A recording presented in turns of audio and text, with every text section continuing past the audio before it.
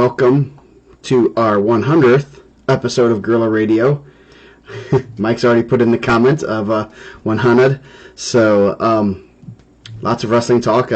Obviously, Mike and I were on here for probably about 20 minutes, maybe a little bit longer, talking about our pre-show of just rumors and news and talking about everything. We're going to start charging for the pre-show, I think. That'd be a good idea. Yeah, I think, you get a lot more cussing, a lot more rumors. Yes. It's like Jerry Springer too hot for TV. Yes, and we make fun of Johansson's tattoo. So never. Even better. So yeah. So sorry for the little late start, but we're going to talk about wrestling. This is our 100th episode. I was going to do something fun, but we'll have some people on later. Maybe 101. I know I listened to the High School Wrestling Weekly by Hefner, Zeld, and something else place in Decatur. Funeral home. Yes, the funeral home. So pretty good show. They had Robert Falcons on tonight, and as kind of expected, Falcons didn't say too much. Did kind of mention that, they're working with a Banker's Life to figure out everything. There was an email that went out to the coaches today that said basically they're not going to have 224 kids in Banker's Life at the same time, which kind of leads to a 2-session Friday. Go at noon, wrestle 106 through 145, and then at 4 o'clock or whatever it is, do the rest of the weights. So just as a heads up, that might happen. Sounds like that's more feasible. So I don't know what's going to happen, but sectionals are coming in just under 2 weeks, and one more week of rankings for Mike. Yeah, a lot of different ranking stuff this week. I got to sit down and go through a lot of results, which is cool. But add some guys. I think now you're getting more conference meets. You're getting to see a lot more guys who, even though they're like 20-0 or 15-0, which is really cool. Like you get to see, okay, well this guy's undefeated. Then I can kind of like track back and see, where they've been wrestling, who they had notable wins and losses with.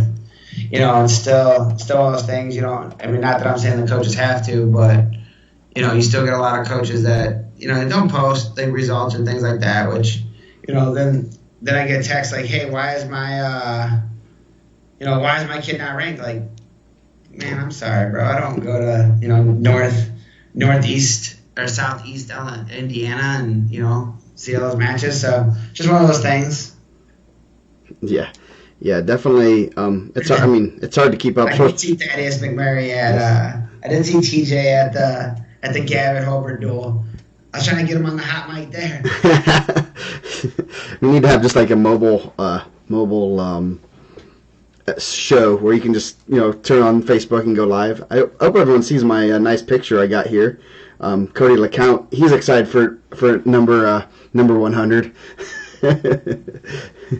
So yeah, it's a good picture of Cody there. Yeah, Rex Brewer commenting. I know he was the one on the show talking to Falcons, and Falcons good guy, really has kind of embraced wrestling and kind of a lot of good things. If you listen to it, hopefully I can get it up tomorrow. Depends on when they release it on the podcast version. Some good stuff. He said there's no crowd, there's no fan base quite like wrestling, which is pretty cool. For him to say that. And he does like football, and I think he does track also. So he, and he also knows the other sports. He's like, in Indiana, you're doing a radio show about wrestling on Monday nights in the heart of basketball country, and that's pretty neat to see. So a lot of good things. Check that out on our podcast. You can subscribe on all the fun podcast places. So. Maybe we'll do half the parade and then half the parade. I don't know. Yeah. My guess is, I don't know. Who knows? The thing is, you can say something's going to happen. Okay, it's going to be this week, and then 2 weeks later, it's totally different. So, I would guess you're not going to hear exactly the protocols until Tuesday or Wednesday of state. That would be my guess. The sectionals, regionals, semi-states, those are all going to be based on the host county, host school, and their protocols. So everything's going to be totally different there. So good luck to everyone being able to go and watch. Hopefully everything's streamed. So yeah, and when we talked about that, there's a lot more streaming going on, which is great. I think the last Gavitt home duel that we did with Region, the city of Hammond also did. They have 2 streams going. Yeah. So I was sad to see the Gavitt Gladiators last home meet. I didn't think I would be not that I went to school there or anything, but you kind of think about that's always been a staple in the region, and Richard J was such a big part of Indiana wrestling for a long time. Went back and reread the article that who wrote the article for Richard J? It was on our site and your site. Shoot, what's his name? Oh crap! Tim Creason. Yeah, Tim Creason. Yeah, really good article. Yeah. Just one of those things. So you see a lot more streaming now, and you're going to see a lot more better matches. Yep. Which is cool. Even if it's someone with their phone, just doing it for the club, man. Yep, I've been loyally following the Prairie Heights Panthers and scouting all their kids. I have full scouting reports on all of their wrestlers. So when we see them next year, we're at semi-state. We'll know everything about them, just so Brett knows. I've been, if he sees me on those streams, he knows why. So yeah, but I think we had 3 streams going there. Danny Bell's been streaming the Hobart matches, so it's Danny Bell, the City of Hammond, Region Sports. They have 3 cameras going, man. That might have been the most covered event of the year.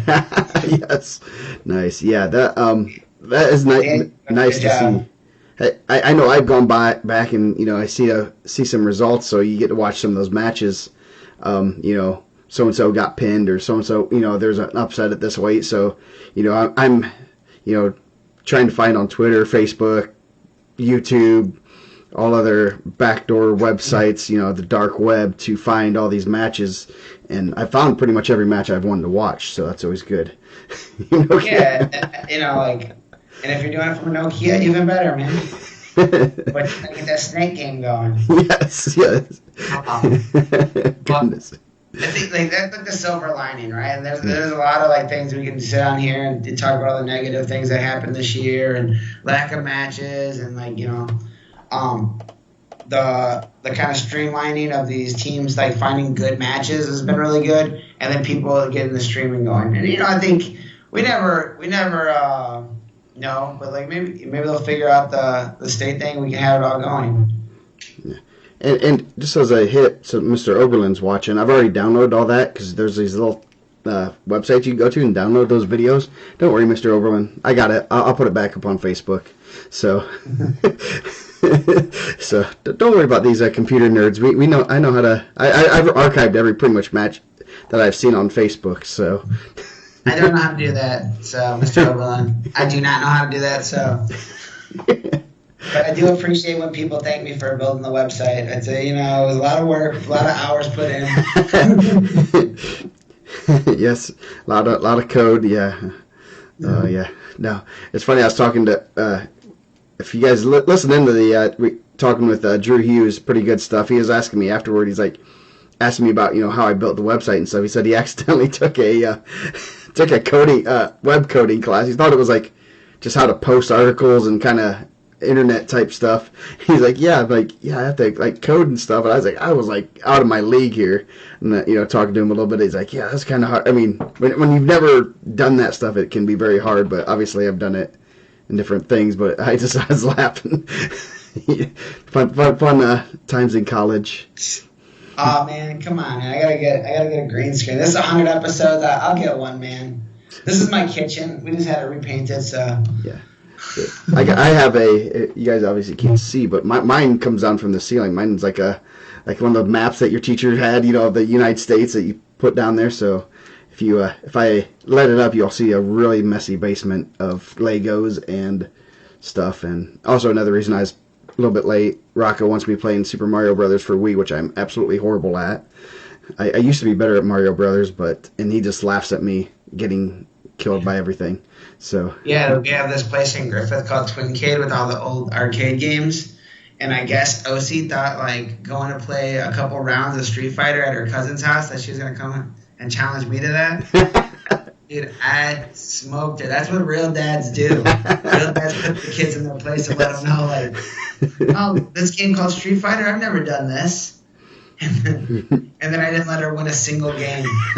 That's awesome. That's like like back in the day when you were real good and you were just like, go ahead and pick my fighter. You pick whatever fighter you want and you pick what. It's like when you're playing Madden. You pick whoever you want, and then I'll hit random and I'll still smoke you. I do that with Mario Kart. I always beat him in Mario Kart and he gets really mad. The 4-year-old, I'm pretty proud of myself being a 4-year-old at Mario Kart, but hey, I always make him do Rainbow Road. That's even the better. So, yeah. Anyway, wrestling. Geez, you only have one. I think we were talking beforehand. Rankings. You're about ready to probably release another. Was a light rankings last week. Kind of just more and more matches got added, and probably just took you a little bit longer to. Yeah, I had 7 hours of driving. Where it wasn't as fun. 2 full days of softball, so I didn't get to see as many. But it was a little bit harder to sit through those. So that Saturday I was just chilling, looking at results, watching the DAC. Nick's out here killing kids in badminton too. I can envision Nick being the PE teacher with like Billy Madison playing with like elementary kids. Just come on, just throwing the ball as hard as possible and just like, I'm the king of the world. I think Clayton Scroggs is right, man. I think we're ready for NCAA wrestling. They got the UFC games now, so they kind of got the movements a little bit better. It's not like the old ones where it was like all extra hard. Yeah. I think we can make that happen. Yeah. Get these kids paid. Yes. Yes, get Spencer Lee paid. That'd be fun. Oh, man. Like, you can't, and I'm not even an Iowa guy, but man, you're talking about, like, you can't pick Iowa. They're just stacked top to bottom, right? Like, then they're adding Ironman. That's ridiculous. Yeah. Yeah, that would be fun. That would be very interesting. Like, some of them, like Bo Nickel or David Taylor, or, like, those guys, Kyle Dake would be just, like, cheat codes, though. Yeah, mock players. Or you can do, like back in the NCAA football game, like, you can start as a freshman and have to work your way up. That'd be great, man. That'd be my favorite. Yeah, that'd be fun. So yeah, that rankings out Friday evening, and then also Friday we had the girls' state and had some sounds like some pretty good results there. Lots of state champs, obviously 14 new state champs there. I was going to results here because I didn't watch too religiously because I was doing family stuff. Alexi Westfall from Crown Point won her second title. Kelsey Bills. Yeah, we were talking about that a little bit before. She won a title at a higher weight last year, right? Yeah, she was like at 120, I think. She was a 4-time placer, I believe. She won a title as a sophomore. Kelsey Bills of Madison. Her and that Heritage Hills girl have been going like back and forth. I think they might have wrestled in a duel, and I think they've wrestled 2 or 3 times. So it was a 2-1 decision. 100 wins. 100 win Kelsey Bills. Yes, 100 wins. Torina Buchanan of West Vigo. She's pretty tough. I know she's like nationally ranked. The twins from North Montgomery, talking to a coach today, said they are legit and they're real tough. Katie and Caitlin Campbell from North Montgomery. They're coached by the great Lincoln Kyle. Is the girl that Caitlin beat in the finals, Anna, Krajesa? Is that her brother that wrestles 26? Yes, I'm pretty positive that is. And then that weight class, Haley Mattingly's pretty tough too. So that was a pretty solid weight class. I mean, 8-7 match in the finals. Nadine Summers from Lowell, senior, she never wrestled in any of the other state finals. I don't know where she came from. Yeah, first full state. I know that I seen Joe posting like their first female state champ, which is pretty cool. Yeah, she's our first like qualifier, I guess. And she senior that came. I don't know if she'd wrestled before or what, but there's nothing on track or anything about her. Kaylee Peterson from Evansville Central. Alani Davis from Kokomo at 145. Kirsten O'Neill from Wabash. It's Coach O'Neill's daughter. She won as a freshman, so she'll be going for her third title. They have like a pretty cool thing. Like we get like Chicago news in the region, so like we don't have like I guess maybe there is like a region one. It's just not as cool. But like I seen that she got to be on the news there, and they do like an interview with her, which is pretty awesome. Yeah, that's cool. I mean, the media coverage and everything of this is really good. It's great for the girls that they put in a lot of work. Hannah West of Mount Vernon won at 160. Sarah Hughes of Lebanon won, I believe, her second title, if I'm not mistaken. Yeah, no. We were the Miss Gorilla, and I'm sure she got a lot of votes. She had a pretty impressive resume. Yeah. Grace Brandt from Lebanon at 182. Riley Deppenwolf from McCutcheon. I know she's nationally ranked there. Real tough. And then Shay Meador of Attica won the heavyweight 250. And took down a Calumet Warrior, man. That's the first time we've ever lost in the finals. The Calumet Warriors, undefeated under the lights, no more. Right? Yeah. Yep. And congratulations, Lebanon won the team title. Penn had won the first 3 or 4. She said they said she broke her ankle last year and couldn't compete. Thank you, Richard. Yeah, I wondered where she was because I didn't see her any results on any track or trying to do some Google search. She was. We did send out the Miss Gorilla Award ballots. I know we have 13 or 14 people that have responded already, so pretty neat. I know there's some very prestigious voters on there. I won't really reveal too many names, but a couple. Was that the first one to turn it back in? No. Ben's got his first. He was the first one. He was on top of it. I'm sure people can figure out who he voted for, which that's probably no secret. Ben's announcing game pretty strong. I'm not gonna lie. Yes. I'm pretty impressed. No Kevin Whitehead. I think he's calling to be the next Kevin Whitehead, but he does a good job. Yeah. I mean, well, you've seen him on the Gorilla radios. He has some good lungs on him. His lungs are good. I think he's like trying to shout through the computer like you guys can't hear him. Yes. He doesn't have a microphone. Yes. If I know if I need a lung, I want one of his. That's all I'm gonna say. Those things are healthy. So yeah, we got a lot of voters. Still waiting on we have a little over 20 voters this year. Hopefully we can get some more as we grow the award, but hoping to get that established and announced this week. So it'll be pretty neat to see our first one. And I know the voting right now is pretty close between a few girls, so just kind of looking forward to seeing who votes for it and how they go. So congrats to all those girls. Congrats to Lebanon on their title. Pretty impressive. Penn's had a really big stranglehold on the girls' side of things, and that's pretty good for all those coaches to put together a team that wins a state title. So yeah. Anyway, do we talk about the NECC this week? the neck. No. You don't want to talk about it? Nah, I don't know. We can talk about it a little bit. I know I had to give Brett Smith. I know he wanted you to. I guess he didn't send your invite to go watch there. At the Paul Bateman. I mean, was that the Paul Bateman? Great place to watch wrestling. It's a pretty good. Lot of conferences were this weekend. Obviously, Garrett by far was the class of the field there, but there's some good matches in there. Let's see. Isaiah McHugh, Keegan McComb at 113 was a good one. There's a couple. I was going to see it. Zane McCormick, Zach Picca, Fremont, 2-1 match. Probably pretty good. Yeah. Yeah, I know Fremont has a pretty solid team that they're really starting to prove. Travis Smoker doing a real good job up there.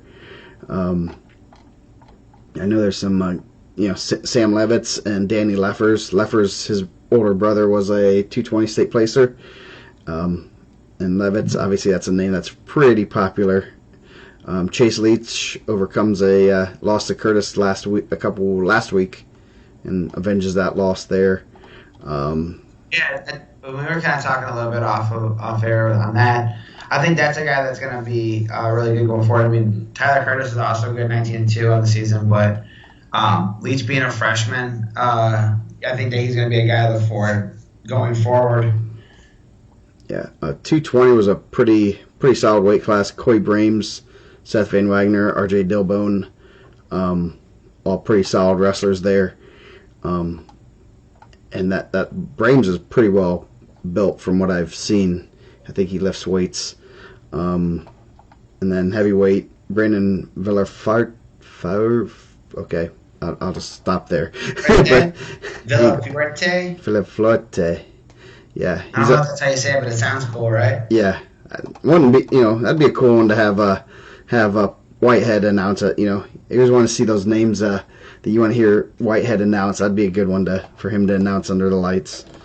He's undefeated on the year. Obviously, I don't know if you've seen many of the top guys, but obviously, if you're undefeated by this time of year, you're doing pretty well for yourself. Villaflorte. Nice. I like him. That's good.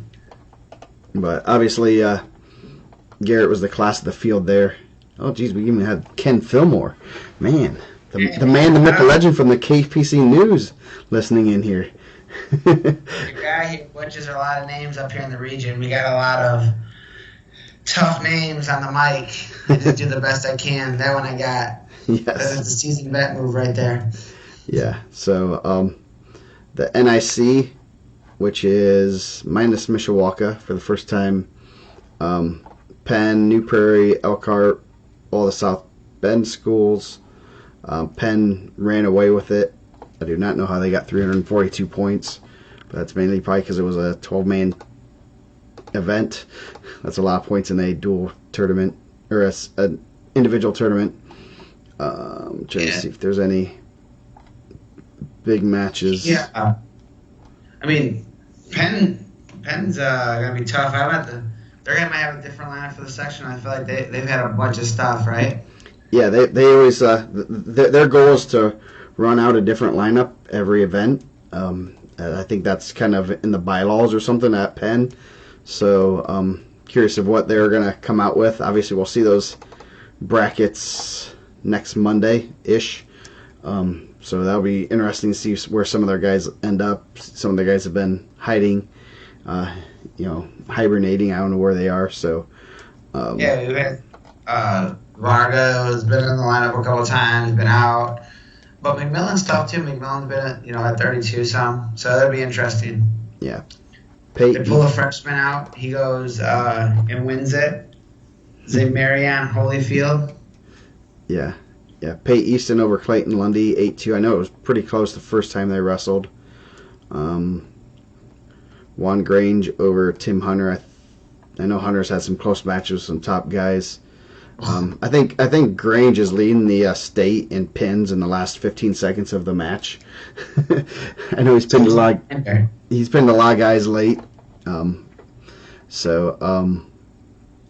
T20 weight was pretty good too. Richard Samuels got the win there. Bremen beat Peyton Kendall. Commander Jenkins got his first loss there. I believe Richard Samuels beat him also. Yeah. Commander Jenkins, he's pretty solid. Hunter Whiteneck, 28-0, just pinning everybody. So yeah, I'd be willing to bet everyone that's been on the mat with him he's pinned this year because I think Sergio Bueno is pretty good also. Yeah.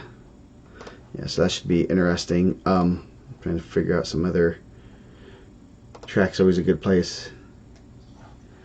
The DAC was this past weekend too. A lot of good matches there. Unfortunately, no Chesterton.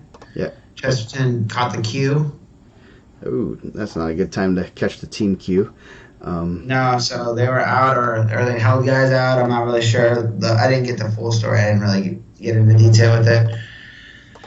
But you had, four guys like right on I know in the semi-state rankings, but right on the brink of rankings at 106. Ashton Jackson, Johnny Cortez Cruz, and Eshawn Tolbert. Pretty good weight. We're looking at the, and bring it up. DAC. Yeah, there's the DAC.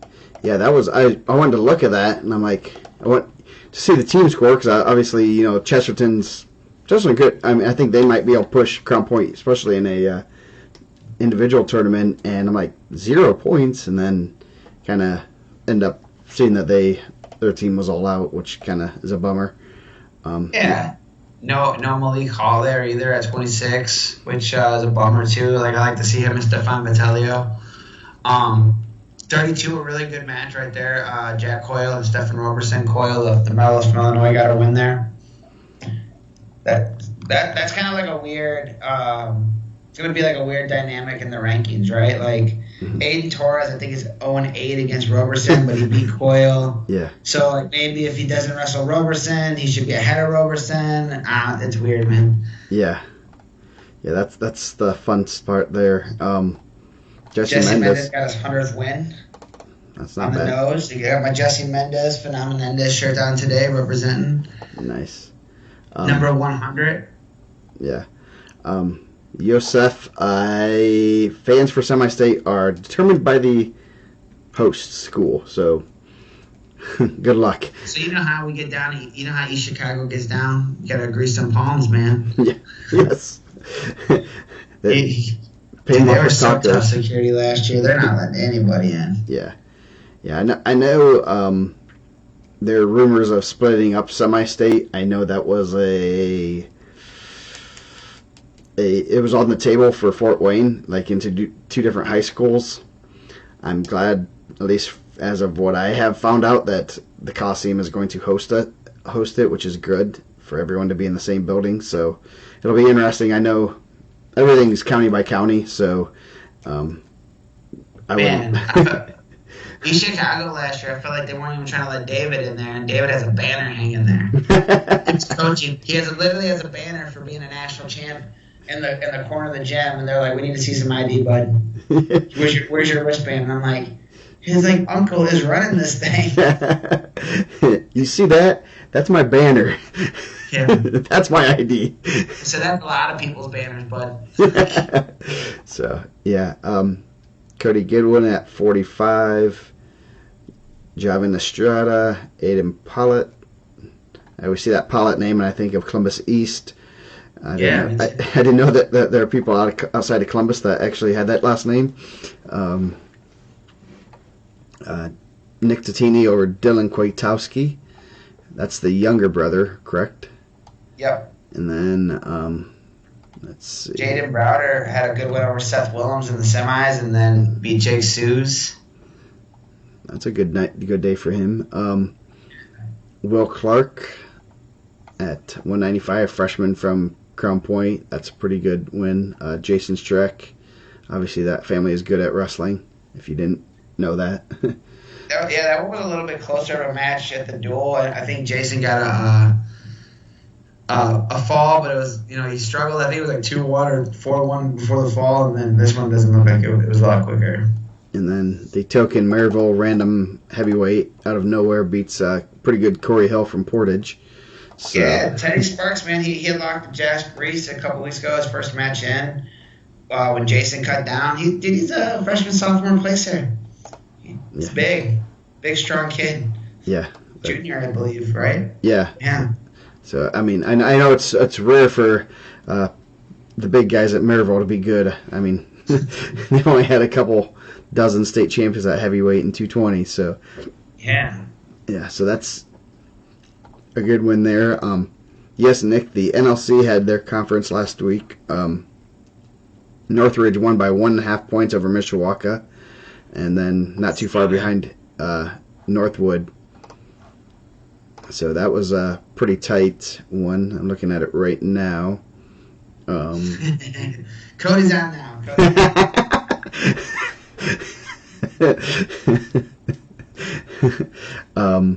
Justin Puckett over Czar Walker, Dylan Tom. That's a pretty good weight class. Yeah, real good weight.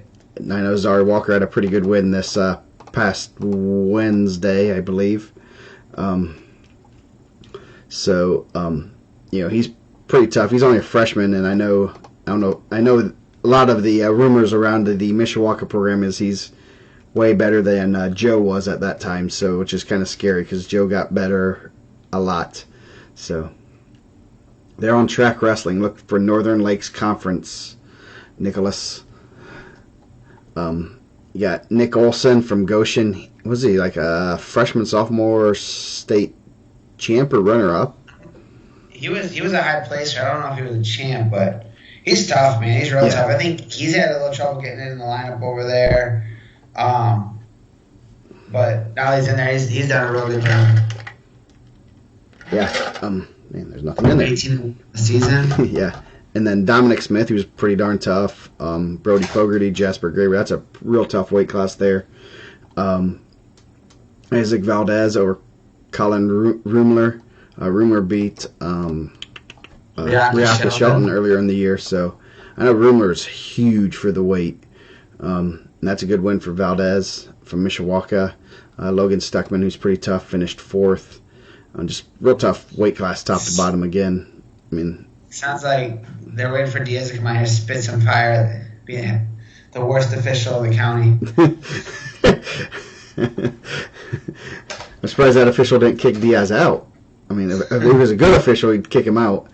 Jace Alexander over Logan Hooley. Andrew Singovics was third. Another pretty good. I mean, that's pretty good. Andrew Ross, pretty solid also. Yeah. 45, Connor Ratcliffe over Brady Snyder. Keegan Maybe. Mishawaka won at 152. Caden Lone over Bradley Pittman. Lone's had a pretty good season so far. Real good start to his career, first 2 years. Yeah, he's pretty tough. And then Christian Chavez. Man, Chavez is only 13-13. I swear he's had like...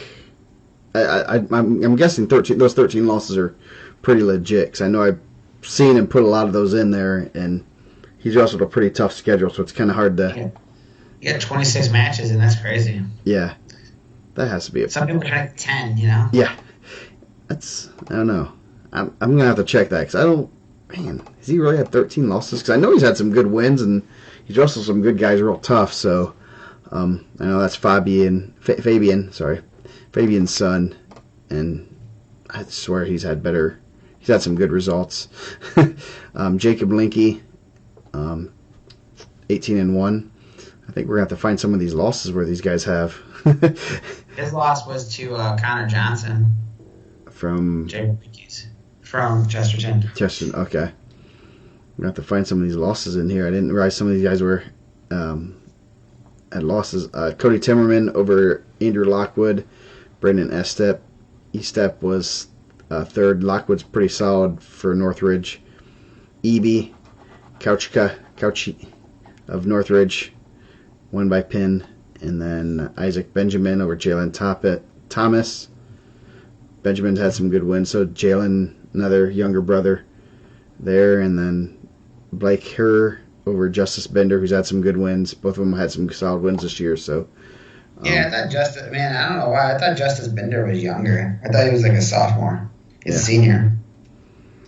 Yeah, and he's had 25 matches. So I guess they have had 26 matches, which is a lot at this time. I know. Yeah, this year for those guys for sure. Yeah, for anybody to have that many matches. I know we're looking at just over 20 if you wrestled in every event, and some guys have missed here and there for, obviously not having enough practices and stuff. So seating meetings are going to be fun next week. I can't wait. So, pretty good conference top to bottom. I mean, you're looking at like some of the third, fourth guys are pretty solid. And this is the first year that Mishawaka is in that conference since the merger, because I believe Elkhart Memorial was in that conference, and I think they took their place. So you have 27. What do they have? 27? Oh, matches. 27 matches. Okay, yeah. I wasn't. Yeah, A lot too. yeah. We haven't had a 5-way yet. I don't think we've only had 3-ways. We haven't had more than 4 teams together. That probably doesn't sound very good, does it? Nah, I'm saying you're a wild boy, man. Yeah. So, really good conference, top to bottom. Let's see any other. The North Central Conference, the one that that is spread out, includes 3 of the 4 semi-states. They split it up between East and West this year. So. Yeah, I saw that. That's one of my favorite conferences because there's so many random teams in there. Yeah, the North Central Conference. Their motto is, "We just take anyone that wants to be in a conference." So, but I know a lot of teams are starting to shut it down this week. I know there's this week we have the Northeast 8, which is going to be very interesting because Leo just beat Columbia City, who was undefeated in conference, and then Leo wrestles Belmont, who also has 1 loss. So it could be a 3-way tie there. You have the ACAC, the Allen County Athletic Conference, with only 2 teams in Allen County. Makes a lot of sense also. That is Friday. I didn't see any of the GSSC results. I seen that Hidalgo posted they were champs again, River Forest. Well, that's good for them. It's a small school having a lot of success. That's good to see. I don't think I didn't see a lot of results from the. I guess I did. I did see the results. Looks like Trevor Shammer, Chris Bond on Munster was a really good match. You had what is this? The Northwest Crossroads Conference. So many conferences now. Yeah, the this weekend you have the JV state duels. I think we're going that. That's going to be going. I know it's. They said that they're looking for another team. Oh, they have 10 teams: Brownsburg, Carroll, Cathedral, Center Grove, Columbus East, Franklin, Greenfield Central, Mater Dei, Perry, and Warren. There'll be some good wrestling there. Are they going to wrestle some of those the Center Grove kids that were like semi-state qualifiers last year? They can't get in the lineup because that is going to be tough. Yeah, I'm sure they. I mean, what did Ben say kids. That the Perry Meridian B team went down and won their Nick? What is it? Nick Shade? The Nick Shade invite. Yeah, they Madison has a pretty good team. I think there are a couple other pretty solid teams there. So, yes, Mr. English, freshman sophomore is happening. I have to put that up there. I forgot. I keep forgetting to put the ad up and everything. But yeah, it is happening. I don't know where exactly. I could probably look that up because I'm on track right now. The NEC, best named conference.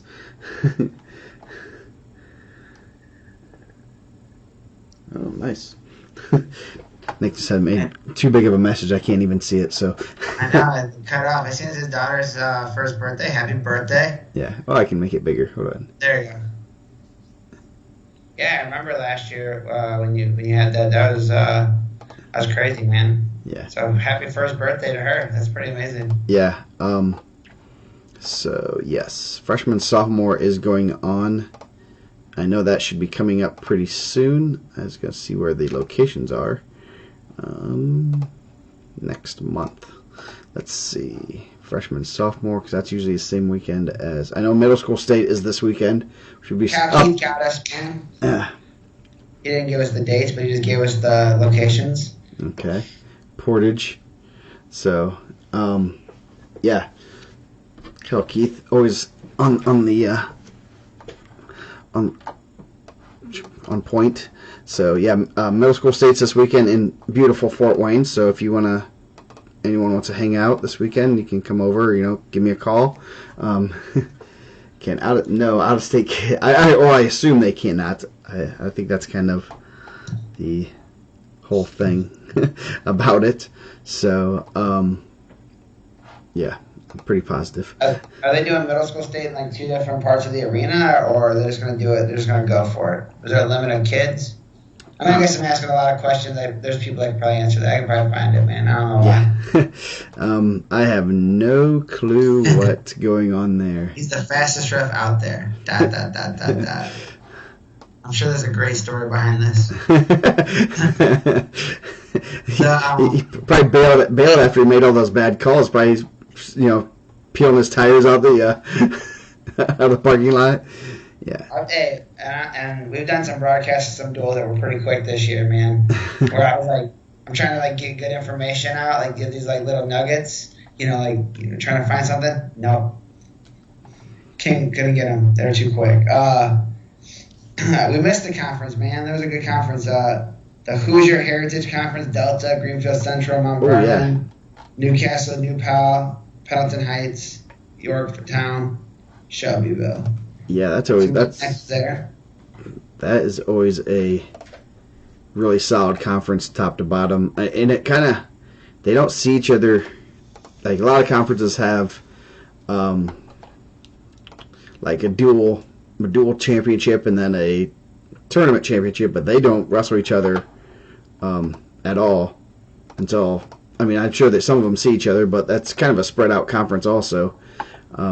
Greenfield Central has a pretty solid team this year. They won it. Where do you have the 132 Christian White over Brevin Thrine. White has Thrine's number, it seems like. Yeah, I think that he probably has 3 losses in his career, and 2 of them are to Christian White. I don't think he'll be sad when he graduates. Yeah, he's probably going to attend his graduation party and say thank you. Then Wyatt Krizia from Delta, pretty solid freshman. Delta has some good freshmen. Gavin Whitehead, I know he's right on the mix of being in the rankings. Dakota Harold over Neil Mosier. It's a very common name in in that East Central area, Mosier. Trying to see if there's some other good matches. Jared Brown from Pendleton Heights, 2-time state qualifier, coming in with the 12 matches. Callum Gillespie of Pendleton Heights over Richard Clevenger. Oh yeah, qualifier. That was some good upper weights.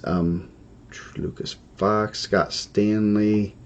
These names I recommend. I recognize Jack Taylor over Parker Smitley. Taylor's undefeated at 25-0 for Newcastle. I know he's late to the ball game and doing pretty well. So he'll be kind of a bad draw at semi-state. But yeah, Greenfield Central over New Pal, Pendleton Heights. Pretty solid conference. I mean, even Delta finished 6th, but has some pretty solid guys there in their lineup that are, especially some young guys. Only 3 seniors, so. I think I seen Eric post to the Mid-State Conference. I don't know if I seen the results from the Mid-State Conference. Who is in the Mid-State Conference? Mid-State. Mid-State is the. Is that the? I'm trying to find it. That is at Franklin. Yes, that would have been. That was last week, the week before. Yeah, we already talked about that. We did see that one. We talked about it last week. Yeah, that was 2 weeks ago, basically. They wanted to get that one over with. So, yeah, like I said, not much going on this week. I know the Chargers are going to visit Western, so we're going to possibly have a 1 versus 2 at heavyweight this week. Man, Joe, we talked about that 30 minutes ago. His sister taking second. Yes. I thought you were talking to me for a second. I'm like, what? No. So, sorry. Yeah, so there might be a 1 versus 2 last week of the season, as long as everyone's healthy and makes weight, especially hopefully the 2 heavyweights make it race season. So, I know that's going on for us. I know that there's just a few conferences left. I know that, a lot of teams are trying to, get some extra matches in. Some are just shutting it down and not letting their, keeping their kids in a bubble as much as possible. The SIAC's going on this weekend with that is all the Evansville schools and Mater Dei Castle, I believe, is in that. I'm going to look that up real quick. That is, Castle, all the Evansville schools, Jasper and Vincennes, Lincoln. From what I've gathered, there may be a team that does not send their full lineup. Might be their backups, but they would still be favored to win, I think. Joe, you're at a conference, correct? Carroll is not in a conference. About 5-6-ish years ago, we were in a conference, and then the conference teams, schools decided to disband the conference and not allow Homestead or Carroll in their new conference. So they didn't really kick us out. They just formed a new conference and didn't invite us. So we don't have a conference, so we have pretty much free reign on our schedule, which is kind of fun. And we usually have the weekend before sectional off, which is nice, so I kind of like it. Some people don't, but I do. I don't have to. It gives us so much more freedom in our scheduling and all that fun stuff, so, But Carroll, since technically the conference was never the other teams just left the conference, Carroll and Homestead are still the conference, and we've kept one in the conference for like 7 straight years. I always jokingly refer to our duel with the Homestead as the conference championship. And I want to get like the 7-time, T-shirts, 7-time conference championships or whatever that is.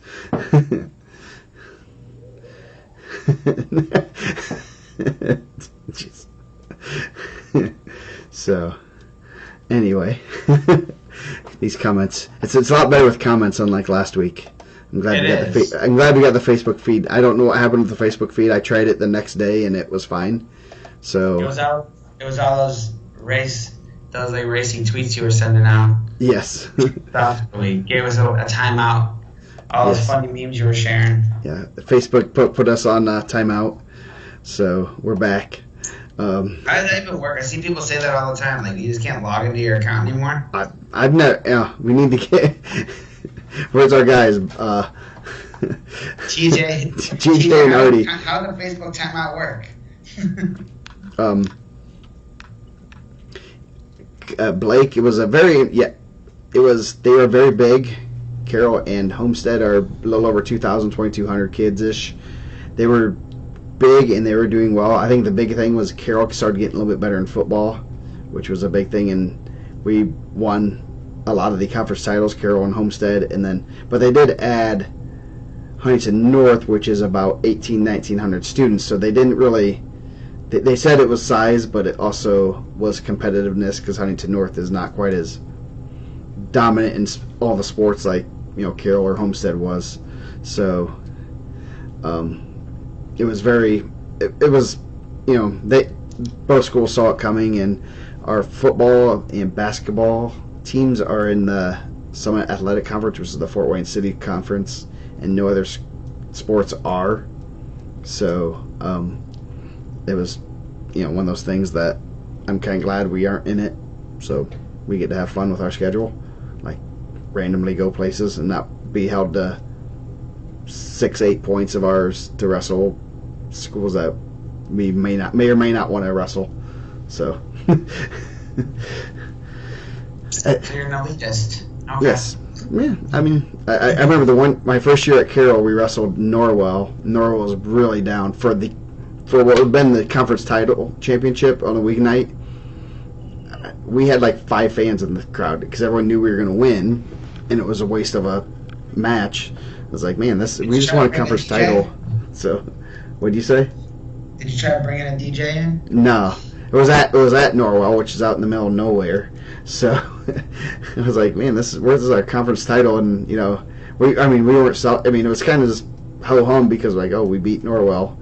I mean, it was kind of very anticlimactic to win a conference title. So, and yeah, I mean, people think we need a conference. I'm fine without it. It's the one that likes to schedule, have freedom. When we go to Westfield, we go to Al Smith, we go to, wherever we want to.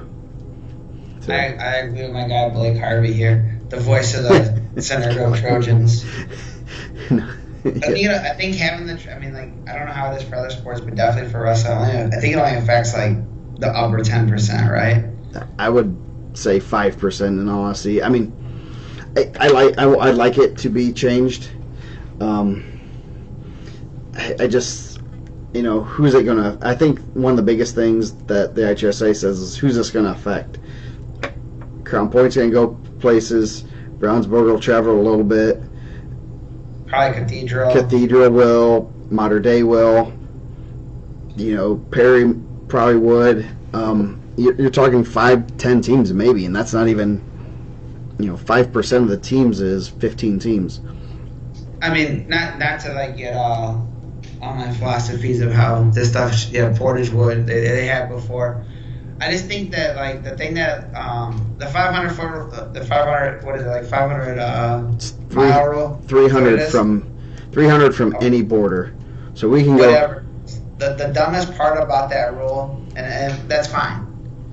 Whatever, that's the rule, cool, is that you can't compete with teams that come outside of that. Like, if a Florida team's there or another, like, a Pennsylvania team there, then you can't, like, wrestle those guys. And I think that's dumb. Yeah, I think that should be amended. Because that puts a lot of, I know the Brecksville tournament that Brownsburg, Avon, some other teams, I think Portage has gone to it, they've had to kick out some teams because they're too far away. And I think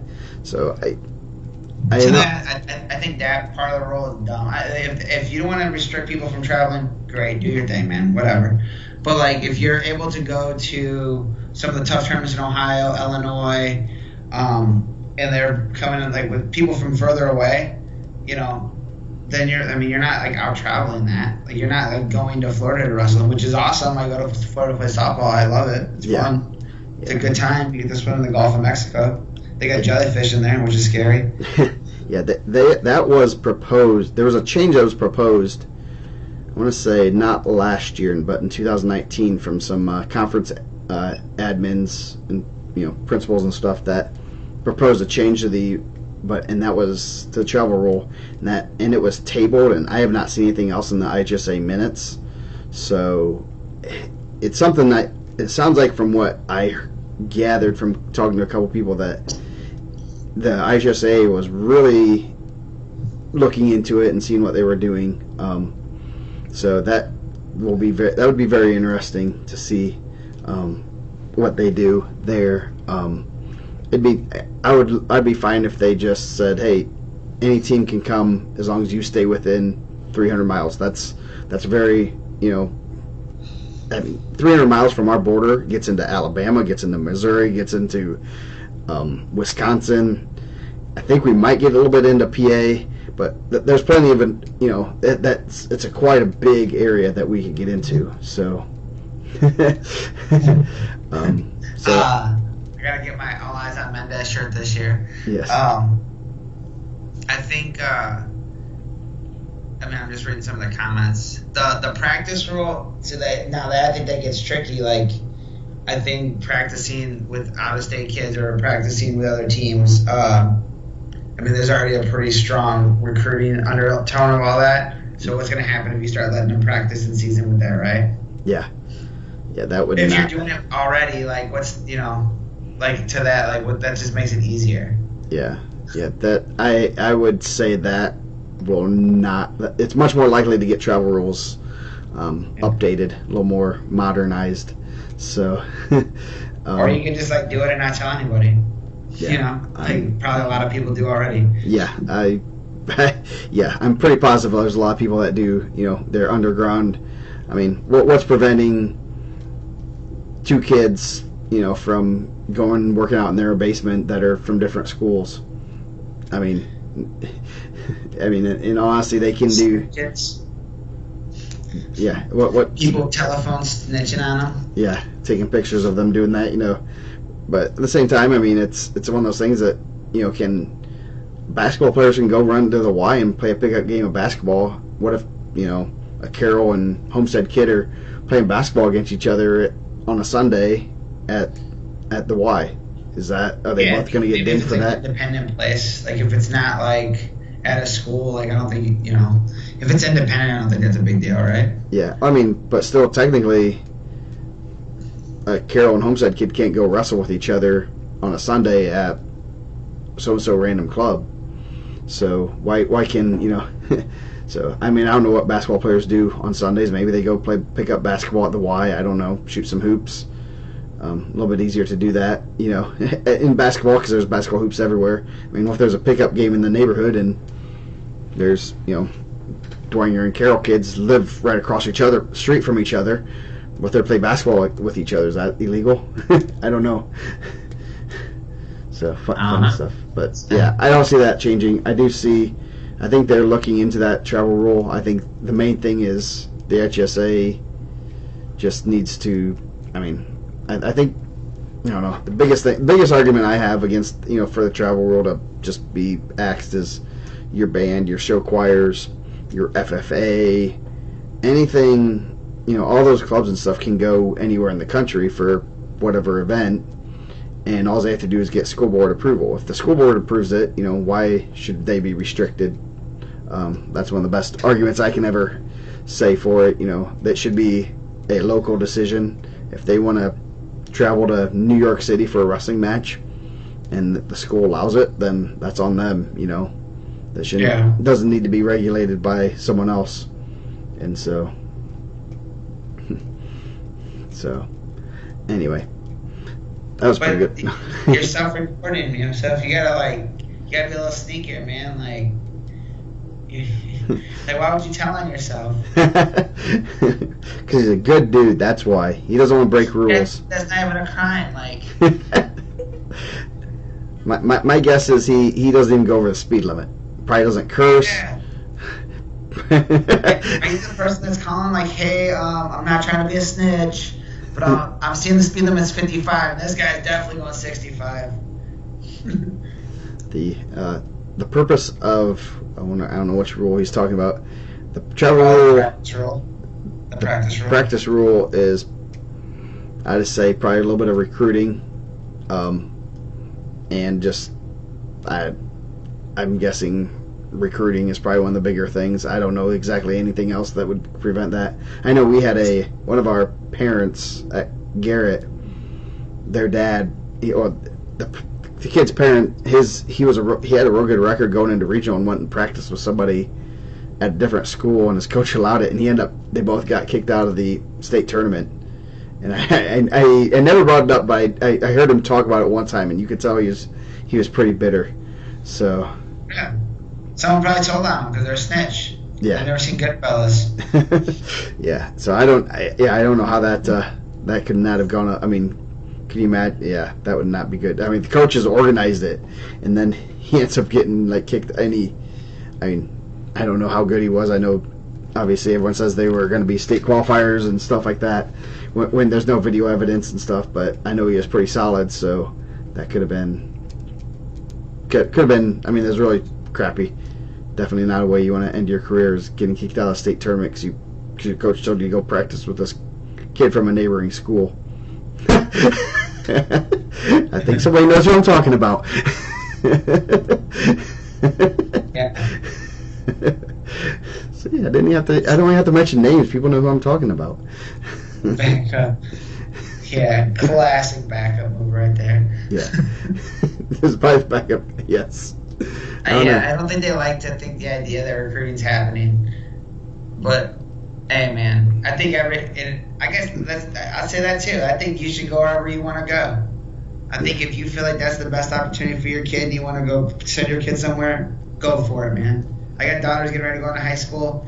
If her hitting coach would have took the job at Andrean, I like her. We built a house in law. I like the community. She'd be playing at Andrean. She'd be a 59er. Yeah, no, that's yeah. I think I mean the IGSA knows they're not dumb. They know recruiting's going on, and no matter what rule you make, they're gonna try to find every little loophole possible. I know they added the prior contact rule a few years ago. And I know that's what they got Jacob Moran on, the Morans, when they transferred to Portage, is because Vega coached them at a national event like 2 years before or something, and that was prior contact or whatever. But at the same time, especially in somewhere like wrestling, I mean, you can, who knows? I mean, I've been to tournaments where I jumped in Drew Hughes' corner before, and then he ends up at Carroll, then I'm in trouble because. Come on, we all know that never would have happened. Yeah, yes. But you see, I mean, there's times when some people I know that, I've jumped in corners because they need a coach to yell random things at the refs, especially when you have like Kyle Keith there.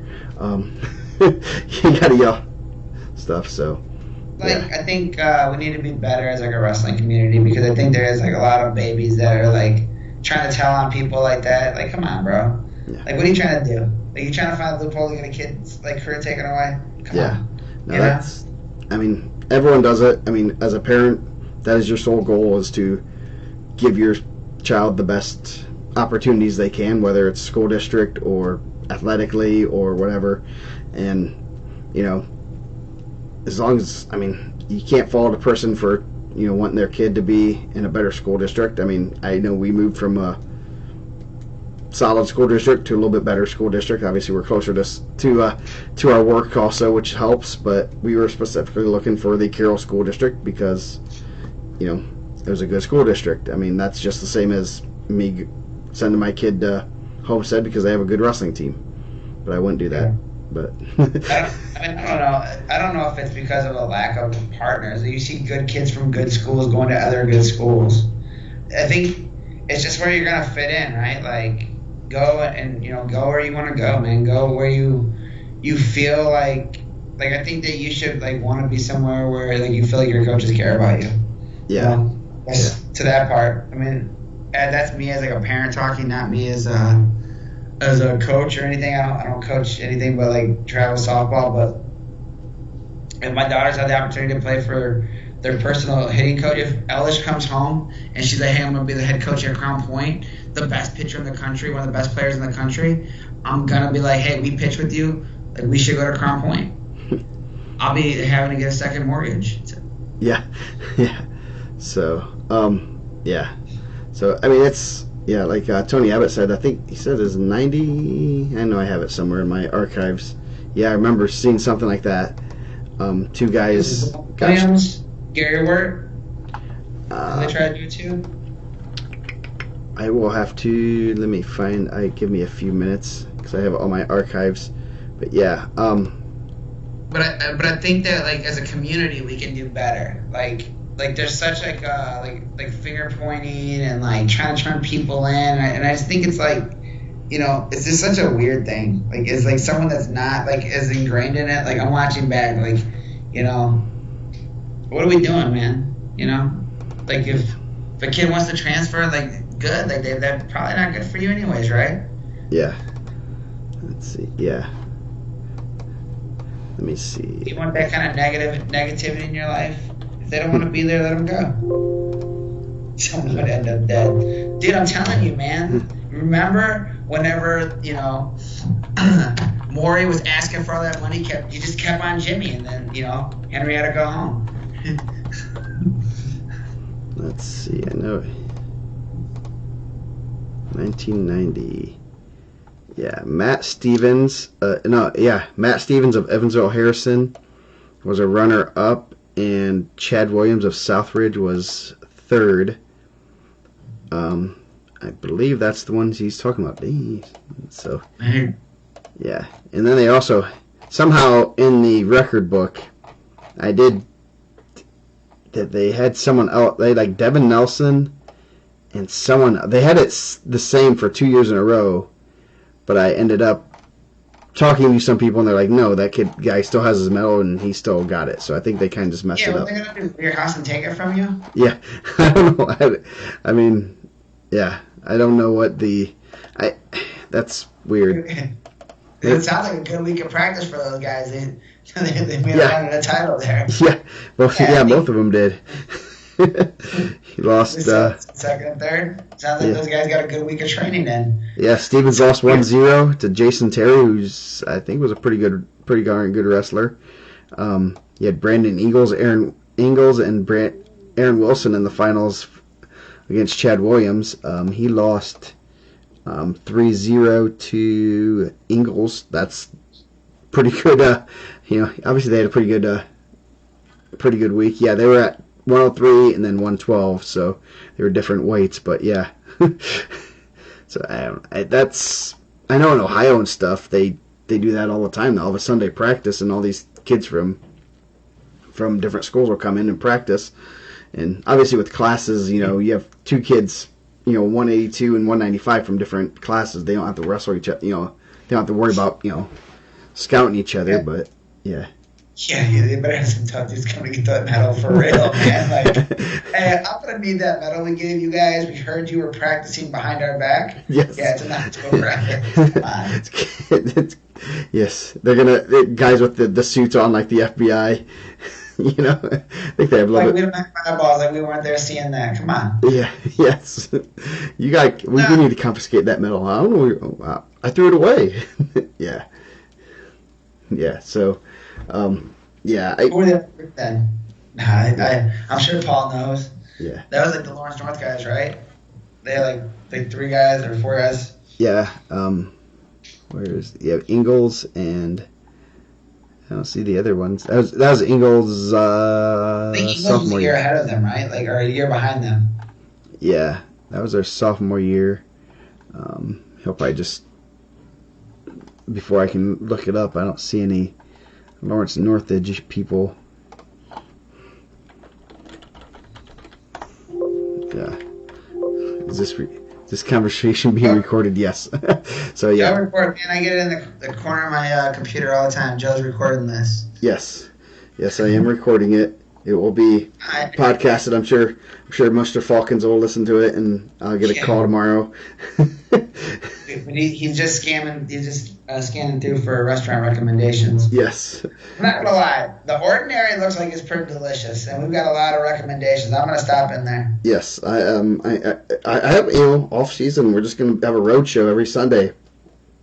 We're gonna go find some random, I don't want to say dive, but just off the beaten path place, and have a dinner. And first place we're gonna go is the Double Eagle. Yeah. When we did our nationals in Evansville, I went to like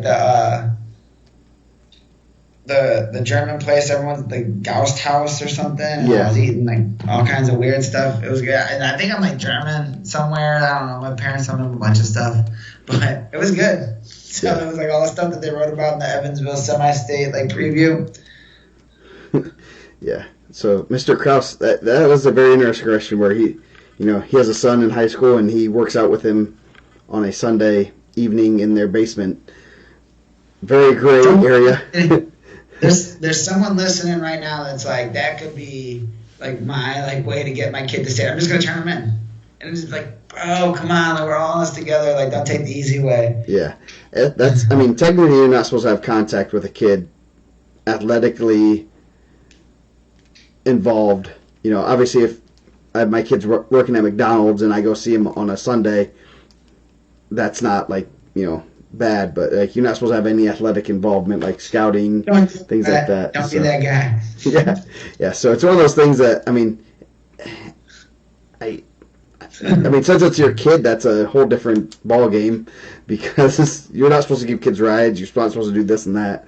So I don't know what that would be very interesting, and I'd like to know who's going to report you for working out with your son in your basement. I do have we will have cameras, stationed to make sure you don't work out on Sundays. Someone's going to hack into your camera system in your house. When we went to the German restaurant, I had a pig's knuckle. I don't know what it is. I don't know what part. I'm guessing it's a knuckle of a pig somewhere. I have no clue, but it was really good. I got Kim down here judging me, But like I'm telling you, like every other Sunday we're over here eating like intestines and like tripe. Like, yes. Oh, I know that. so I'm not sure. I'm not sure what my heritage has to be judged.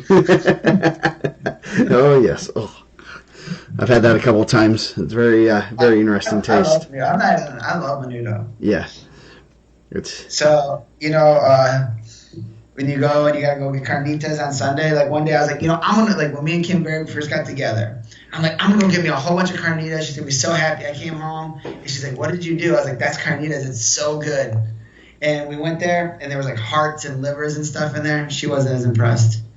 So yeah. you gotta pull it you gotta pull it now. You don't do that in Fort Wayne. You guys don't have those stores. Say that again. I was reading the comments. I get mesmerized by them. The carnitas. Yeah, you guys don't have a carnita store. You gotta go pick your own meat. Yeah, we have one. George's George's around here. It's a little bit downtown, but yeah.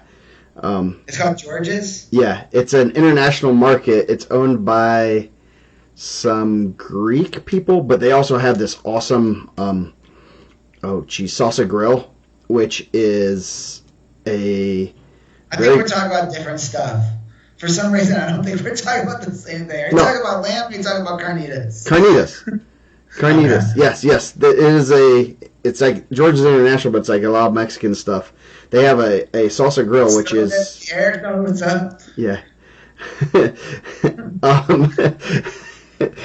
My wife's Hispanic. If everyone doesn't know that. She's like Cal City, right? Yeah. Where's she from? Yeah, Cal City. Yeah, she's pretty tough. But yeah, salsa grill is a Chipotle, but is way better than Chipotle. Like I don't eat Chipotle around here. We go to Salsa Grill, and it's owned by George's, which is the Greek people. I think it's Greek. So yeah, they were not as you. Yeah, see, if you get real Mexican food, it's a little less flavorful than your Taco Bell. I may or may not have had one of my wrestlers over for real Mexican food, and he didn't know how to make even a taco. I'm not going to mention his name right now, but he didn't know that you could actually roll your own tacos and put whatever you want in them. So now we're getting all the comments, man. Yeah. We're talking about recruiting. We're talking about travel. Everyone wants to come here for food, man. I think we're on the wrong type of podcast. I know. Well, we're all wrestlers. You can't tell me wrestlers don't. They put together. Half of mine will put together a list of food they're going to eat after the season. So yes, anything in any Mexican place in Ligonier is probably A1, because there's a very high population there. So I would take anything in Ligonier. So yeah, but yes, we're gonna have to get carnitas this weekend. You got me. My mouth is watering. Tomorrow's Taco Tuesday. Don't go grab the hearts and livers, man. No. Your wife think different of you. Nah, she goes and gets that because I don't even know what to say. I just send her to go to, and then she gets the big Mexican breads. Those are awesome. And the kids will eat like 3 of them and bounce off the walls. So yes. And we need Taco Bet. It is Taco Bet season. I like them. I think it's good. Yeah. Probably ask Flame in Texas. I'm sure that there's some good stuff down there. The Tex-Mex. So. We might have to try it. I'll have to try some Garrett Mexican. Costco carnitas. That sounds like someone from Homestead. Don't Costco. They do have good street tacos. I will say that. But yes, yeah, man. We get the comments when you talk about food. Talk about wrestling. So, any other places to to talk about? Any other food? As we got way off track. So, Mexican sweet, yes, the big Mexican breads that are like huge. and like different colors. I'll have to pull it up. Yeah, like these.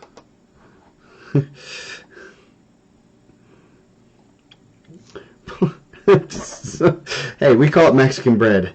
I'm sorry. Wow, Nick's just throwing some heat at the Homestead folks. Oh, so you're right there by Tijuana, man. That's what's up. San Diego. San Diego's the spot to be. Like, if I ever actually get like actual money, I'm gonna go move to San Diego. Yeah. Best weather in the country. Yeah. So, street I'll be doing California, man. What is Is it Mexican tacos? Yeah. We need to have like a call in, just random people call in, and we can talk to them in person. Just throw out a link. Has been doing this for years, man. Yes. Yes. Next week we're gonna have to like give people a heads up. We're gonna talk about the best Mexican restaurants in Indiana. Tell us what they are, and I'm sure people would be even more interested in them. So. I think that's so like we've had this the last couple of weeks, right? And I don't know if we did on the YouTube because I don't know if everyone's watching it, but we talked about the pizza puff. Pizza puff, we got the retweet. We talked about Casey's Pizza. We got Casey's Pizza on Twitter with us. Yeah. We talked about the Ordinary. We got to start getting some of these other restaurants some love, man. We got to get some more wrestling fans there. Yes, we definitely need to. I mean, you got the Double Eagle. I mean, I had their wings, the Team State jaw reveal show. That was really good. Oh yeah. Oh, there is I almost forgot. I just saw this on Twitter. There's a big match Wednesday. Chris Flieger versus Joe Dubuque. That'll be very interesting. Hopefully no one has a heart attack. Yeah. It's on the Rockfin, Wisconsin RTC card. I did not see any other Indiana names unless there's some youth kids that I do not know. But just as a heads up, if you guys want to watch a match on Wednesday of some good wrestling. So, just drop my pen. Anyway, yes. Flieger, I believe, is like 37, 38. Nice. And Dubuque is just about the same age. So, yeah, they're no spring chickens.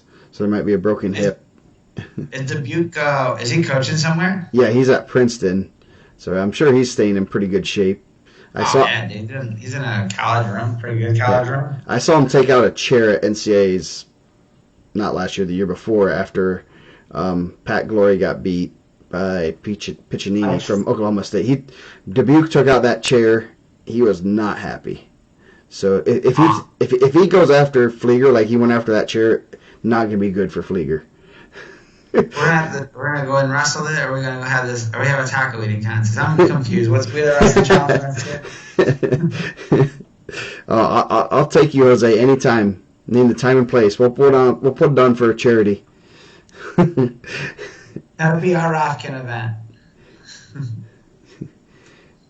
You actually break your hip then fall. That's probably more, yeah, probably true. I would not disagree. Strawberry habanero. Ooh, yeah. I had their wings were real good. If you can you can't really screw up a wing.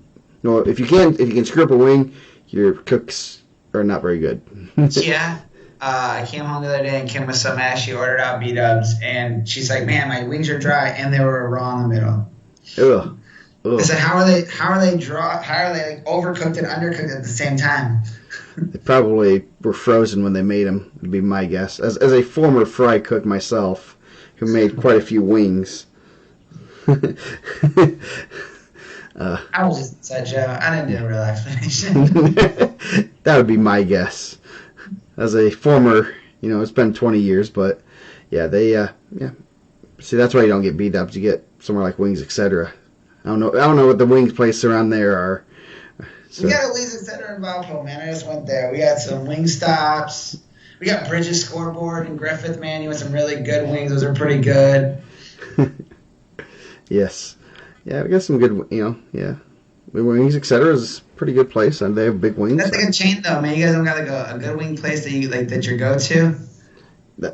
Big Dad's Barbecue. Hey, you're trying to go with. He's a 3-time neighborhood award winner from Steve Harvey. Except for Steve Harvey threw some shade at him when he won his third one. Big Dad's Barbecue right there on Grand Street, right by the. You can go get you some barbecue, head right over to the flea market. Yeah, they. Last time you were in a flea market, Oh, like a real jeez. market. I haven't been to Shipshawana for a long time. It's been. Is that a flea market? Yes. Duffy's is good too. Little hidden gem up on top of the hill. I'm SpongeBob. What? Hey, that's for real, man. Homemade tortillas and chorizo eggs at the East Chicago sectional. That's a hot seller. Those go out quick. Man, Carroll sectional does not have that.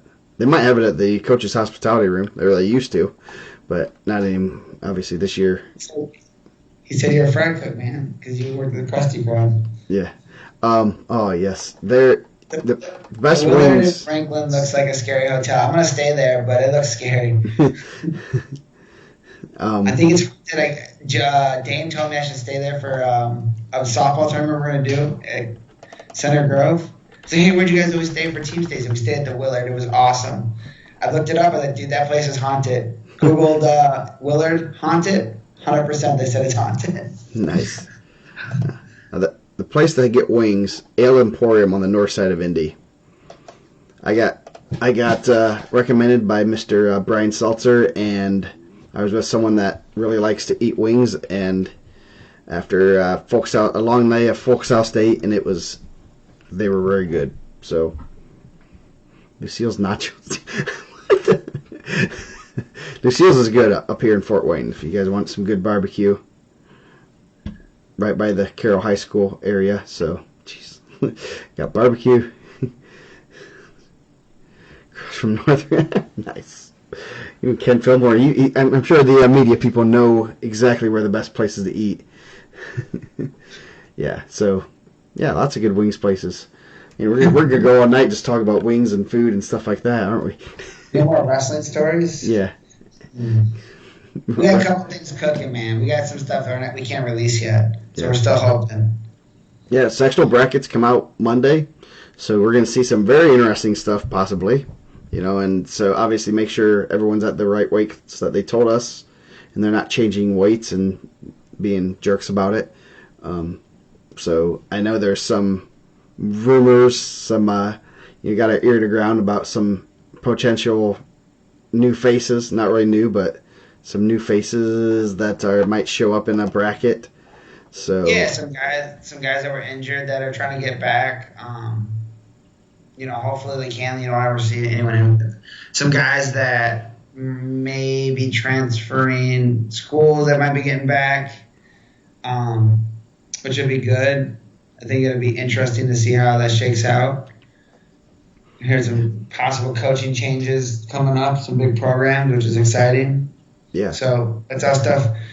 When you say, hey, we're not going to say it on the air, we can't go into there, just leave it to speculate. Yeah, we don't want to leave too many rumors out there, I don't know, that's not good to say something because then you get a really bad phone call or email, sternly worded email from somebody. Or you get the semi-state draws before the state final draws, and then change the brackets on you, and everyone thinks you're lying. Yes, when I get literally the draw that had never been given out before, and it's a legit draw. Never mind. Getting me on a tangent there. So, I mean, I can't believe we're 1 week away. That's a week from today. I'm gonna hopefully be home by now from the seating meeting. And the good thing is High School Wrestling Weekly is on Tuesday next week, so I don't have to worry about getting out of the seating meeting quickly. Yes. I thought they were going to do a live stream right from the seating meeting. Hey, school. So why do you think your kid should be the 3 seed? Well, he was 5th here at the sectional last year. Right. And you think that? We need to do one for Al Smith. I think that would be that would be hilarious. I think those guys like me. Maybe we can work that out. I don't think all the coaches like me, but I think the Mishawaka guys like me. Yeah, we could just do. I'd be curious of what people would say if they knew it was being like live streamed. It would be. I doubt it would be as bad. They'd be like, "Oh, we were caught. We're 15-4. We got caught 3 times. We were sick that day." I feel like this was the one year if you sent me a message and said, "Hey, you dropped my kid out of the rankings. We were sick that day." I'm like, you know what? You're probably right. Worldwide pandemic. I believe you this year. Yeah. What's this? Oh, I got mentioned in a comment. Okay. Yeah. So, yeah, it'll be interesting, especially next year because, you don't have the Al Smith as a placement, except for people from 2 years ago. So that's going to be, that meeting's going to be even more fun. You're going to go more off records. So can't wait for that fun seating meeting. We'll talk to Steve. Steve will let us. Just like to come up and be like, "Hey, we heard you really fighting for that kid right there to get the 7 seed here. That kid's an actual national champ coming into high school, and you thought your kid that was a regional qualifier should be seated ahead of him. Give us your instant thoughts on that." That nationally ranked freshman that's coming in, you think that he would have qualified for the regional last year? Is that what you're saying? Quality losses. He beat the state champion. No, see, you're not listening. See, like he beat a kid that beat a kid that beat a kid that beat the state champ 2 years ago. So how can you not be a 1? Yeah. Yes. Oh yeah. Oh, those are fun. And the bad thing about the Al Smith is you can't win the seeding meeting there because there's always lion mines everywhere. So. Oh yeah. Because like there'll be ones and you'll be like, you'll look at the bracket. Like what was it last year? Right off the bat, you had Drake Buchanan and Freet. And Freet. It's like, how does this happen? No, it was Freet and an American champ, and this guy that was a ticker on her, like wrestled first match. Yeah, it was Freet and Warren first round. Buchanan and Freet wrestled in the blood round. Yeah. So either way, Buchanan was going to wrestle someone tough because Buchanan dropped a tough one anyway. I think. Oh, jeez, you're gonna have to make me look that up now. But yeah, I think that. But then you're right. You have guys like Cooper, or Derek's done that before. Like, yeah, our guy's all right. Like that guy's pretty good. He's probably gonna be a state champ. I mean, maybe if he has a good day. No, he's gonna actually be the state champ this year. His name's Bradenley. He's unbelievable. Yeah. Yeah. Yeah. Draw him a hat if you want to draw him a hat. Yeah. They Jake Lone versus Drake Buchanan in the quarterfinal. Obviously, Buchanan was a sophomore, so he's still pretty good. And then the loser of that match was going to get the loser of Freet and Warren, no matter what, unless someone lost, unless somehow Buchanan lost a round before. Am I wrong with that? Like Drake Buchanan was, he went to the Pan Ams, or he was a Pan Ams champ? He's something like that, right? Yeah, he went to the Pan Ams as what would be schoolboy age, which is 14 and under, right before or right in like the fall of his freshman year. So yeah. So, but we can't take that into consideration when seeding this. Okay. Yeah, I think they need to seed at least 12 from now on, and then maybe like Paul says, even the next 4 or 8 with winning percentage just to spread people out a little more evenly. So. Yeah, and it's not like on the coach. It's not like, and I understand the coaches want to get the best seed for their kid, but like it's such a good tournament that you might be doing your kid a disservice because then he's gonna get someone drawn that should be seeded right out of the bat. Yeah. It's such a good tournament. And I don't blame Steve and those guys because obviously they're not doing it, but and I understand you're trying to do what's best for your kid, but I think it goes back to the thing just be honest. Yeah. Like if you're, we talk to these guys kind of off the record a little bit. They're like, yeah, he's 27-0, but he's not that good. Yeah.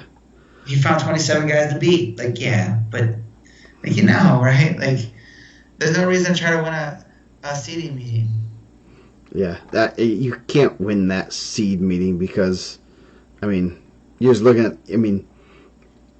You obviously think there's better spots for your kid, but at the same time, you're gonna have to win good matches to get through, especially now that they've been adding even stronger teams. You're 12 deep in each way easily, so Yeah. Let's see what some of the. I mean, a lot of these dads know, like Jay just puts that, like you talk to a lot of the dads that have been on the scene, they know who's good and who's bad. That like I ask Hector all the time, you know. It's like one of those things. Yeah. Yeah. You Ryan. can kind of snitch, like you don't gotta go tell everybody, but like it's called being real. Diaz. Yeah. Last year in the blood round, you had Emmanuel Ellis from Snyder beat Johnny Cortez, who was a state qualifier. Cooper Baldwin over Liam Kruger, having a real good season. Purvis over Noah Likens. Nick Olson over Aiden Reyes. Guys are state ranked. This is first round matches. No, this is the blood round at Al Smith. Yeah. Brady Esther over Delaney Ruhlman. Jeez. Jace Alexander over Andrew Haggerty from Perry. Riaka Shelton over Ethan Contreras in sudden victory. Let's see. Matt Kuntz was in the consolation round over Logan Hooley. Jeez. Let's see. Brady McKibbitz over Tyler Williams from Columbus East. Yeah. I mean, you look it's an unbelievably hard tournament, and like the cool thing, like Steve's trying to make it like tougher every year. Yeah. Like let's get more good teams in. Like, you guys were last place there. Like, cool. It's been real. We're gonna get the next top team. Like, I'm waiting for like out of state teams to get in there. I think that'd be cool. Yeah, Ulrich over Caden Lone. Holland Donor was in the state state finals. He was in the blood round over AJ Steinbeck. Yeah, who's also a state qualifier. Yeah. Let's see. Another Clayton Fielden under the lights running through the consolations. That's how tough that because he ran into unseeded Tristan Ruhlman, who somehow was unseeded. That was the one that I remember thinking like, how's this guy not seeded? But I don't know. It's crazy, man. Yeah. Like that guy's good. Like we should all know he's good. Yeah. There's some, Jose Rosales over Ashton Hartwell. Hartwell's pretty heavyweight. Yeah. But there's a lot of that weight class. I mean, those weight classes are just ugly there. I don't know how Ruhlman was unseeded and he just rolls through to the finals. Shout out to Isaiah and Jake for winning their wrestle-offs. Come on, the 10 years ago. These guys are winning college wrestle-offs, man. They're in the same lineup, 49-57. Yes. So, anyway, all that fun stuff. Anything else we need to talk about? I mean, it is 11:20.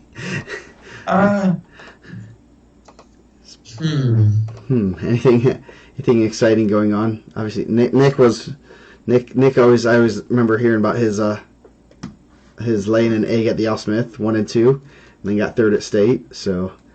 Yeah, man. That year that Hector Mendez won it, didn't even place. He wasn't even a place at the Al Smith, one state.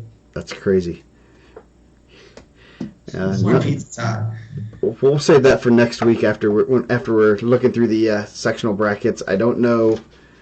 As a heads up, I'm guessing we're not going to go Sunday night. I mean, unless you want to go Sunday. I guess it's up to you. If we'll this go is like midweek. one of the only weekends I have off, man. We can do whatever. Okay. I mean, I don't know. I say that now. Don't quote me on that, because I might say like I might have a Christmas tree to take to the hood to go get burned by my parents. Yeah. Yeah. NWI Training Center had a really cool camp over Christmas break. Go follow those guys if you're in the region. You go check them out. Yeah. They had a bunch of college guys home, putting on a camp. A lot of local guys, giving back to the community. A lot of young guys in there, which is pretty cool. I think that's always pretty cool when you see that. Yeah, and if you have video of you taking down Jose and making him scream and tap out, I'll give you an IndianaMat shirt. And a hat. And a hat, yeah. I don't have any beside me. And we're getting some new gear. We're getting some. I ordered some new gear last week and should be in soon. I got some really cool shirts and sweatshirts. So if you're real nice, maybe. And I've been talking to my wife has a little shirt press and stuff here. We're gonna Trey said start. he tossed them on. I said, "Get us the video. We get you 2 shirts and a hat." Yes, Trey, I need to see video. I see video of it. You'll get what you need. 16 guys from college. Like I said, that's Yeah. always pretty cool when you see those guys giving back. If you see those guys, I know we do gotta get Joni a shirt, man. Do we have any girl stuff? Just they're unisex. They're just t-shirts. They're. This is a Crown Point wrestling shirt I wear for softball practice too. Yeah. So yeah, we're this year for our Pick'ems champions. It's gonna say Pick'ems champ on the back of the shirts.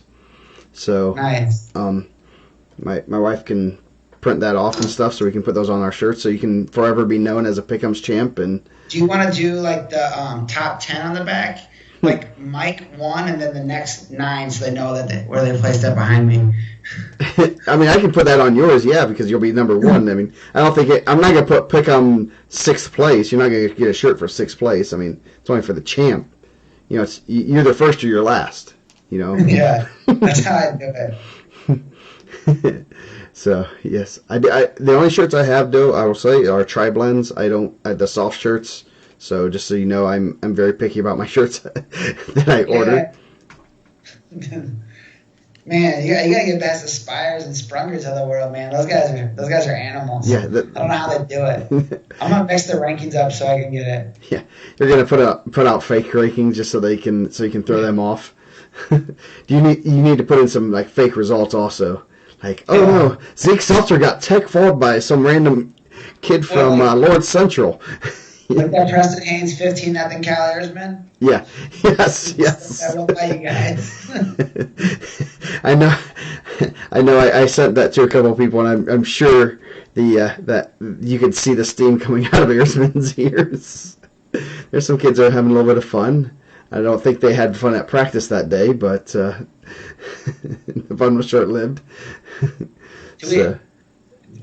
What color shirts do we have now? We have some green ones, a lot of gray ones. Yeah, you got a dark gray one. We got some like baby blue ones. We have to get some shirts out. Yeah. The tri-blend's awesome, man. Yeah. We're a little bit low in our stock. I got 50 new ones coming in. They're gray and have the it says 800-pound gorilla with the IndianaMat logo as one of the L's. So that one I got some last year. I really haven't given to too many people. I kind of been holding onto that logo. A few people. I think Nick has one of those ones. So he stopped over and let me use a scale for IPO. So you get a free shirt for that. So yeah. So look out. Stay fine. We should do something cool, man. We should do a lobby thing. I don't know. We'll figure it out. I always talk about it, and then it fizzles last. Like, I get all these good ideas, and I'm like, it's like the day before where they're unrealistic. Yeah. Well, I mean, if I wasn't coaching, it would be a lot easier. But I'm a head case that whole week anyway. So yeah. Socks. I do. I've done socks. I don't like doing socks. We retired the socks with Drew Hughes, man. He wore them so they literally fell apart. Yes. You watch all Drew's state matches, he was wearing yellow IndianaMat socks. There were some OG, like, ones I just kind of bought off some random website. And I'm like, let's see how these work. And they actually were pretty comfortable. I think I still have a pair somewhere. Mine, I think, just recently fell apart. They were good. Yeah. I never had the blue ones, but the yellow ones were good. Yeah, I got 3 different versions of them, of different types, and I don't know, the ones Sublimate and ones weren't that good. I don't know, they just didn't stay up, and I don't know. Socks are weird. I don't like doing socks. They're hard to sell too. They're weird to sell. Either people want them, but they don't want them. I don't know. What do you think like outside of the shirts? Because like obviously the shirts are like a lot easier. We did the 10-year. We gave a bunch of shirts away. Yeah, that's that was awesome. Yeah, that was. I had fun doing that because I had a bunch of stuff that I had kept for a while and was like, I need to get rid of this. So might have a purge. Did you do a dream team too? Didn't you have like a bunch of shirts that you just threw on a table and people were able to get them? Yeah, I had a bunch of like ISWA state stuff that 3-time guys gave me, and I'm like, I can't give away all this. I can't mail this all out. It'd be $500-$600 worth of just shipping fees.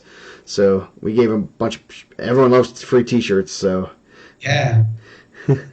So, Good night, Nick. good night. Um, So, yeah, I think we'll have to figure something. We'll do something. I'll figure something out. yeah, we got some. I got some stuff coming, and we'll do something with some more gear. I just gotta keep the money at We gotta a get, level good area. I know we're not doing a. I don't know if we'll do a Disney team or not this year. Obviously, don't know if we've done some teams, and we're kind of maybe saving for a bigger event coming up in the next year or two. So, gotta kind of keep some money in the background for big events because. yeah. So, well, maybe Jose, you can ask for something, and I'll say no. So, My favorite thing is the week of stay telling everyone to go ask Joe for a shirt. So I know he's stressed out. Oh man, like I just ran out of shirts. You gotta go find Joe. yes, yeah, yes, I'm the person you want to see during the state finals because I'm really pleasant. No, 100 shirts away for 100 episodes. Yeah. I feel like I'm always pleasant there though. Yeah. Well, yeah, you don't have the stress of website plus coaching and everything and all that fun stuff that I get to. I'm just like, oh, you guys want me on camera right now? Okay, let's go. Yeah. They're like, do you want a script? I'm like, nah, I'm good. We can do this. We can freestyle it. Yeah. Thank you, man. Thank you guys. Yeah, 100 episodes. I'd like to do this more during the off season. Maybe we'll do it. Get some guests on. I have the stuff that we can kind of have people can hop over to Victory Bay and we can have in person conversations, so we don't have to do it over the internets.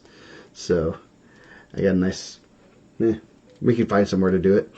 Sit down and talk wrestling. Maybe we'll have some people over. So anyway, what does Mike do anyway? Jeez, Jose's ruthless tonight. Should I ban him again? I banned him from the website before. I can ban him from Facebook. What does Mike do anyways? Makes this on a Monday night when it was supposed to be on a Sunday? Yes. Yes, that's what he does. So, and he does rankings, and he only has to work for another week. Then he's off till November. You chopped it up at a Starbucks in Maryville for about an hour one day. Like for real. Like, just walked in and was like, all right, man, cool, let's talk wrestling in the middle of summer. It was great. I think I was getting a tire changed or something. Nice. Yeah. So, yeah. Karma who? Because we were saying we got banned from Facebook. I can ban him right now. No, I'm not that mean to ban someone. Actually, I've done it a few times. There are a few people on the ban list on our Facebook. Not very many. I'll let the Facebook gods deal with them. I'm not that bad. I just keep it off the website. So, anyway, anything else exciting going on? I think it's about time to wrap it up. Man, this is about almost a 2-hour-long episode. Yeah. So. And we had a nice little 40-minute pre-show that we didn't let anyone see, but it was pretty good. Yeah, we're going to have to start charging for that. I think we could, when we make fun of Jose and all those, and Nick and all them, so say that they're, no, we don't talk too bad. But yeah, I'm just the pre-show off the record. So anyway, we're gonna get off of here and we'll be back maybe Sunday. Maybe we'll do 2 episodes next week. I don't know. I know I'm gonna talk with probably Drew Hughes again. I think Wednesday. Talk with him. Nice. See how things are going. I know he's heading to Penn State this week, so talk about some college wrestling. So some things about what's going on. It's real good. If you guys listen to that, real good stuff. Which kind of surprised me. He's obviously he's mature, but kind of saying some things that I wouldn't expect a guy currently wrestling in the Big Ten saying and stuff, and some pretty good stuff. So check out that one. Yeah, he was real good. I thought he did a really good job, and I liked the atmosphere, talking about Rutgers and that was a story. And it's funny. I mean, he's like, yeah, I love that. I don't mind being the bad guy. And it's not something. I mean, obviously you don't want that everywhere, but at the same time you don't get to. That's fun. I mean, you kind of thrive on that, especially coming from the region. Yeah, where you're always the bad guys. I wish we had more. Like he said, the fans are right on him. They're asking like their non-starters for Big Ten tickets. Yes. They're making fun of his tattoos. Yeah. They said, "No, nice tattoo," and he's like, "Oh, thank you." Yeah. So not. I mean that. I don't know. I mean that's those are the might not remember if you win the match or not, but I'm sure most good wrestlers do, but they also remember that kind of stuff. You said Penn State's crazy, getting stalled out with by Mark Hall. That place. I was talking to him. I was like, it just sounds like it's. I've heard like it. Almost Kyle Snyder almost got beat there. So it's one of those things that's kind of neat to hear. And it's pretty neat. Coming from him, and he had all those experiences. So. Never wrestled at Carver Hawkeye.